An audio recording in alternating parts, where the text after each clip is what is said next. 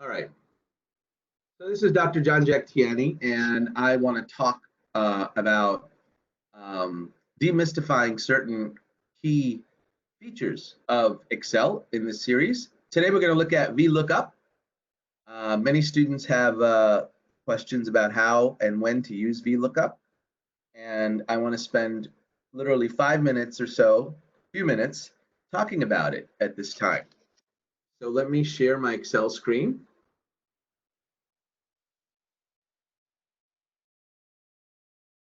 Everyone should be seeing my Excel screen. So here is a blank Excel screen. And first of all, I want to just discuss what vLookup is. If you want to know what a function is or what it does and how to use it, the best place to look at it is this dialog box that shows up when you click f of x right over here, okay?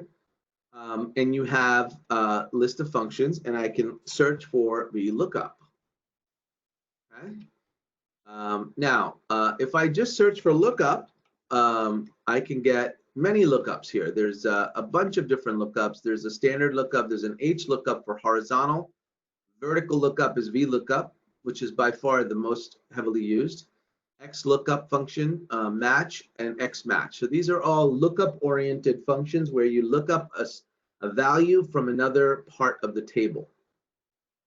So we're going to focus on vLookup here in this tutorial. And if we see what this says, it says that if you use vLookup, it looks for the value in the leftmost column of a table and then returns a value in the same row from a column you specify.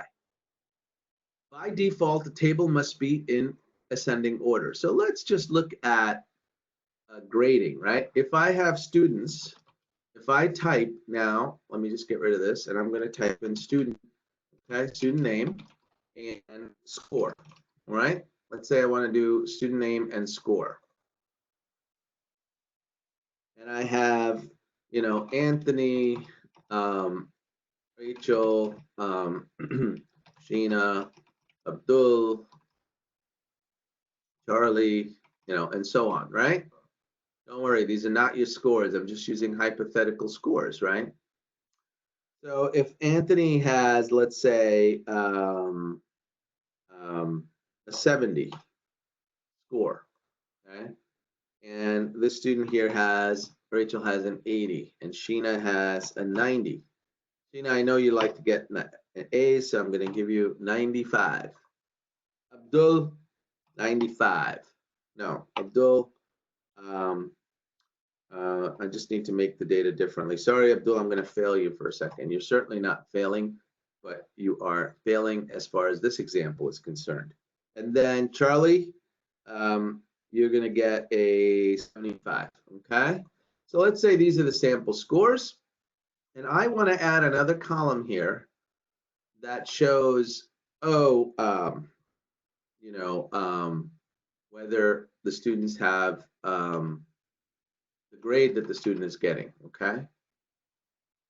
And we're going to create another table here right off to the side and call it grade. No, we're going to call it score and then the grade, okay?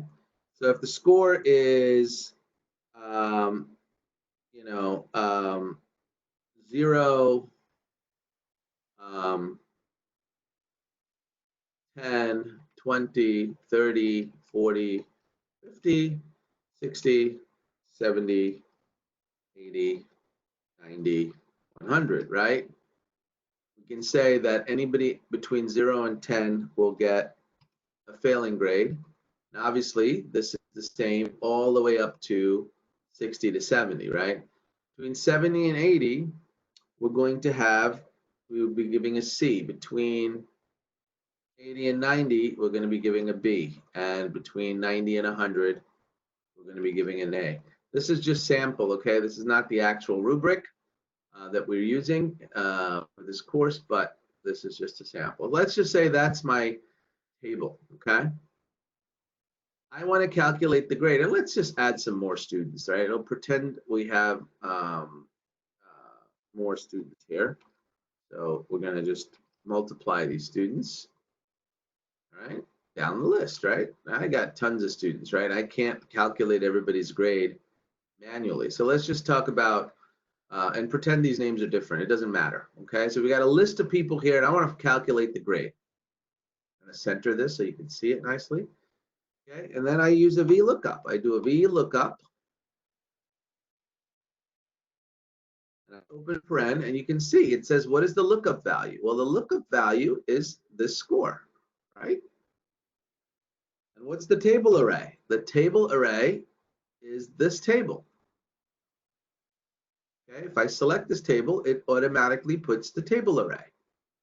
Now, we have to ask whether when I use this table array, because you already know what I'm going to do next, when I get this formula correct, by using vLookup, I'm going to copy and paste this formula all the way down, right? But if I do that, what kind of addressing do I need to use in my table array?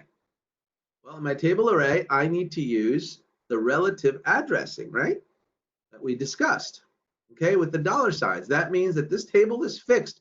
It is not going to shift when I copy and paste going down. But my lookup value, which is B2, has to change. That has to be relative, right? So the table array is going to be absolute. The lookup value is going to be relative, which means when I copy, this B2 is going to change to B3 and B4 and so on. So it's going to look up the appropriate score for that student into this fixed table, this absolute table, right? That's why I have the dollar signs here. The third parameter in this function is what do I need to return, meaning what do I need to put in column C? It's whatever is in column 2 of this table. That's what's called a column index number. Use column 2, okay? And then we close the parentheses and hit enter, and we see the F show up, right? Now I'm going to center this, okay? For Anthony. Sorry, Anthony. And well, this is actually not right because we have to troubleshoot, okay? Anthony's getting an F because it says 70 to 80 is actually, what do I have here wrong? Okay, so it should be, I'm one off actually. Fail. Let me see what we got here. 70 to an 80 gives you an F. 80 to a 90 gives you a C. No. So this will be, it's actually off. So we have to do 70 to 80 is a C. This is a B. My table is wrong, that's all. This is a. And that's it, right? We actually don't even need this. That means anything between 0 and 10, F. Between 80 and 90 is a B. Anything 90 and above is an A. Let's see if this works. We do a copy, and then we do a paste right here. And we should see grades. Let's eyeball the grades. 80 deserves a B, of course. 90s deserve an A. 70 C. Anybody less than 70, an F. Now let's see what happens if Abdul gets a 69. Does my formula still work? You should get an F, right? If I change that, because the formula is dynamic, it'll change. There it is, okay? If this 75 were to change to a 70, it's still going to be a C. But if I change Charlie's to 69, I should get an F, which is what I wanted, right? So that, ladies and gentlemen, is a small example, very simple example, showing you how to use vLookup. It's basically, you use vLookup when you've got a vertically oriented table going up and down. Okay? It could have more columns, of course, doesn't matter. It's usually sorted on the leftmost column. And then there's a lookup feature. It's basically looking up something in this data, for example, score in this table, and posting the right value in a column. So it makes analysis very easy and quick. I hope this was a good learning experience. And if you have questions on vLookup, feel free to watch this video over again. There's also many other resources available on the internet to explain same thing to you, perhaps a little differently if that works better. So I'm going to pause the recording. Thank you for listening. And